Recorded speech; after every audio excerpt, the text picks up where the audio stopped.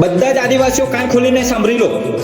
બિરસા મુંડાજી, તંત્યા મામાજી અને એવા ખાસા બધા યોદ્ધાઓએ જળ, જંગલ, જમીન, પ્રાકૃતિક બચાવવા માટે અને હકના અધિકાર માટે લડાઈ લડી હતી. તેમાં એ સફળ થયા અને ત્યાર પછી બધાને મળ્યો છે વિશ્વ આદિવાસી દિવસ 9 ઓગસ્ટના દિવસે. આજે જે બધી આટલી બધી પબ્લિક ભેગી થઈ ખુશીઓ મનાવવા માટે, ખુશીઓ મનાવી જોઈએ, પણ આટલી બધી જે આજે પબ્લિક ભેગી થઈ છે ને, જેમાં નારા લાગ્યા જય જોહાર, જય આદિવાસી, આદિવાસીઓ કા પાવર, એ પાવર અહીં લગી સીમિત ના રાખતા, મતલબ આજના દિવસ લગી ના રાખતા. હર દિવસે જ્યારે બી આદિવાસીઓને જરૂર પડે, જ્યારે બી આદિવાસીઓ પર જુલુમ થાય, જ્યારે બી આદિવાસીઓને હક ને અધિકાર ને જળ, જંગલ, જમીન ને પ્રાકૃતિકને બચાવવાની વાતો થાય, તે વખતે બી આટલી બધી પબ્લિક ભેગી થજો. ત્યારે હું માનીશ કે આદિવાસીઓનો અસલી પાવર છે. આદિવાસીઓનો પાવર હર વખત રાખજો. જ્યારે બી કોઈ બી જગ્યાએ, જ્યારે બી આદિવાસીઓને જરૂર પડે, જ્યારે એમની પર જુલુમ થાય, જ્યારે બી કોઈ પ્રોબ્લેમ થાય, તે વખતે આટલી બધી જેટલી આજે પબ્લિક ભેગી થાય છે ને, હર વખત ભેગી થશે ને, તો હું માનીશ કે આદિવાસીઓમાં એકતા થઈ છે.